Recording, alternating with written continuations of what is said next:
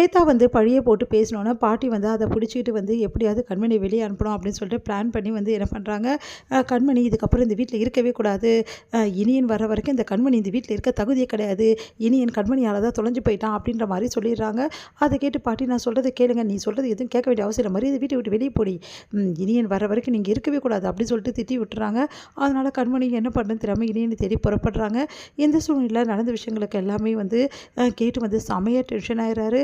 நம்ம அன்பு உன்னை பாட்டிக்கிட்ட வந்து கேட்குறாரு, என்ன நினச்சிட்டு வந்து கண்மணி நீங்கள் வெளியே அனுப்புறீங்க அப்படின்னு சொல்லிட்டு, அவள் செஞ்ச தப்புக்கு தான் வெளியே இருக்கு, அவள் என்ன தப்பு பண்ணா அதை தான் நானும் சொல்கிறேன், கண்மணி எந்த தப்புமே பண்ணலை, ஆனால் பாட்டி தேவையில்லாமல் அவங்களுக்கு தண்டனை கொடுத்துருக்காங்க அப்படின்னு சொல்லிட்டு என்ன பண்ணுறாங்க சொல்லிட்டு இருக்காங்க. பவியும் உடனே வந்து உனக்கு அமைதியாக இருக்க மாட்டேன், உனக்கு என்ன தெரியும்னு சொல்லிட்டு பேசிகிட்டு இருக்க, இங்கே பாரு அன்பு, கண்மணி இனியனை வந்து வெளியே அனுப்பிச்சிருக்கா, அவள் தான் காரணம் இனியன் வெளியே போனதுக்கு, அப்போ கண்மணி தான் வந்து இனியனை வந்து திட்டி அனுப்பிச்சாளா வெளியே, எல்லாத்துக்கும் காரணம் அண்ணி தான் அப்படின்னோடனே அப்படியே பார்த்து முறைக்கிறாங்க.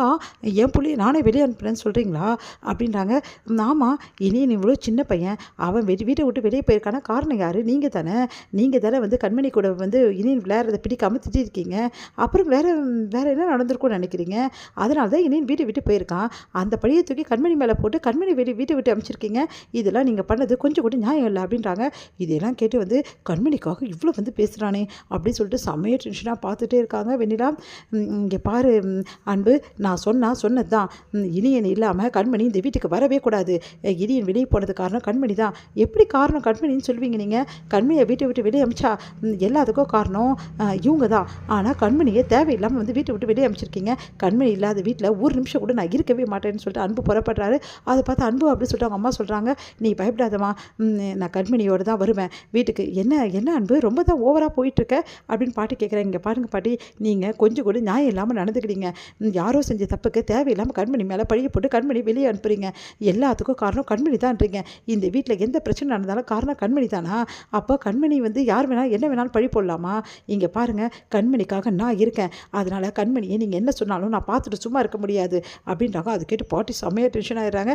இப்போ என்ன தான் சொல்கிறேன் அன்பு, இங்கே பாருங்கள், இனி ஏன் கண்மணி ரெண்டு பேருமே எப்படி வந்து தேடி கண்டுபிடிக்குதுன்னு எனக்கு தெரியும், அவங்க ரெண்டு பேரும் இல்லாமல் நான் இங்கே வரவே மாட்டேன், எப்படியும் இனியனை விசாரித்தா எல்லா விஷயமும் தெரிய வரும், அப்போ உங்கள் எல்லாருக்கும் வச்சுக்கிறேன், இப்போ நான் கிளம்புறேன் அப்படின்றாங்க. டேய் ஏண்டா அப்படின்னு சொல்லிட்டு அவங்க அம்மா சொல்கிறாங்க, நீ அமைதியாக இருமா, நான் பார்த்துக்கிறேன், கண்மணி இல்லாமல் இந்த வீட்டுக்கு நான் வரவே மாட்டேன், கண்மணி மேலே இவ்வளோ பெரிய பழியை தூக்கி அனுப்புகிறாங்க, நீ என்னம்மா பண்ணிட்டு இருந்தேன் அப்படின்னோடனே, நான் என்னடா பண்ணுறது, பாட்டி எவ்வளோ சொன்னாலும் கேட்க மாட்டேங்கிறாங்க அப்படின்னு சொல்லிட்டு அவங்க அம்மா சொல்கிறாங்க. நான் கிளம்புறேம்மா, இங்கே பாரு அன்பு, நீ பண்ணுறது கொஞ்சம் கூட சரியில்லை அப்படின்றாங்க பாட்டி. நீங்கள் பண்ணுறது தான் பாட்டி கொஞ்சம் கூட சரியில்லை, கண்மணியோடு தான் நான் இந்த வீட்டுக்கு வருவேன் அப்படி சொல்லிட்டு கிளம்புறாரு. உடனே வந்து நீங்கள் கவலைப்படாதீங்க, எப்படியாவது நான் வந்து கண்டுபிடிப்பேன் அப்படின்னு சொல்லிட்டு கிளம்புறாரு. இங்கே வந்து என்ன பண்ணுறாங்க, கண்மணி வந்து மனசு கஷ்டத்தோடு எல்லா இடமும் போய் தேடிட்டு இருக்காங்க.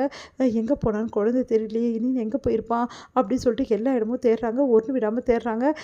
இங்கே வந்து என்ன பண்ணுறாரு, நம்ம வந்து அன்பும் வந்து எல்லா இடமும் தேடிட்டுருக்காரு. உடனே வந்து எங்கேயுமே கிடைக்கல, என்ன பண்ணுறது ஒன்றும் புரியலையே, கண்மணி பார்த்தா தான் விஷயம் என்னென்னு புரியும் அப்படின்னு சொல்லிட்டு கண்மணி தேடி போகிறாரு. கண்மணி உட்காந்து அழுதுட்டுருக்காங்க ஒரு இடத்துல. அன்பு வந்து சந்திக்கிறாங்க. உடனே அன்புவை பார்த்தோன்னா கண்மணி ஓடி வந்து அழுறாங்க. கண்மணி அழாத, நான் இருக்கேன் அப்படின்றாரு. என்னாச்சு கண்மணி அப்படின்னோடனே நடந்த விஷயத்துக்கு எல்லாத்தையுமே கண்மணி சொல்கிறாங்க. இந்த மாதிரி பால் விளையாடிட்டு இருந்தது, அதுக்கப்புறம் வந்து கூட்டின்னு போயிட்டு அவங்க கண்டிச்சது எல்லாத்தையும் சொல்கிறாங்க. எல்லா விஷயத்தையும் பண்ணது ஸ்வேதா அண்ணி, ஆனால் கடைசியில் ஒன்றை வீட்டை விட்டு அனுப்புகிறாங்க பார்த்தியா, சரி விடுங்கங்க, என்னை வீட்டை விட்டு அனுப்பிச்சது கூட பிரச்சனை இல்லை, ஆனால் இப்போ இனியன் எங்கே இருப்பான், நம்ம அவனை கண்டுபிடிச்சே ஆகணும், அவன் சின்ன குழந்தைங்க, அவன் வெளியே போனால் அவன் தாங்க மாட்டாங்க, யாராவது ஏதாவது பண்ணிட்டா என்னங்க பண்ணுறது அப்படின்னோடனே, நீ கவலைப்படாத கண்மணி, உன்னோட நல்ல மனசு இந்த வீட்டில் உள்ளவங்களுக்கு கொஞ்சம் கூட தெரியல, தேவையில்லாமல் ஓ மேலே பழிய போகிறாங்க பாரு, இப்போ கூட இனியனுக்காக நீ எவ்வளோ கஷ்டப்படுற அப்படின்றாங்க. சரி நீ கவலைப்படாத, நம்ம ரெண்டு பேரும் சேர்ந்து இனியனை எப்படியாவது கண்டுபிடிச்சிடுவோம், நீ வேணா உன் அம்மா வீட்டுக்கு போ கண்மணி, எப்படியே வீட்டுக்கு கண்டுபிடிச்சிட்டு வந்துட்டு உன்னை கூட்டிகிட்டு போகிறேன் அப்படின்றாரு. வேணாங்க, நானும் உங்கள் கூட சேர்ந்து தேடுறேன், என்னால் இனியனுக்கு என்ன ஆச்சுன்னு தெரியாமல் இருக்க முடியாதுங்க, அவன் பாவங்க சின்ன குழந்தை அப்படின்றாங்க. சரி கவலைப்படாத, நம்ம ரெண்டு பேரும் சேர்ந்து தேடலாம் அப்படின்னு சொல்லிட்டு ஃபுல்லாகவே ரெண்டு பேரும் சேர்ந்து எல்லா இடமும் தேடிட்டு இருக்காங்க இனியனை.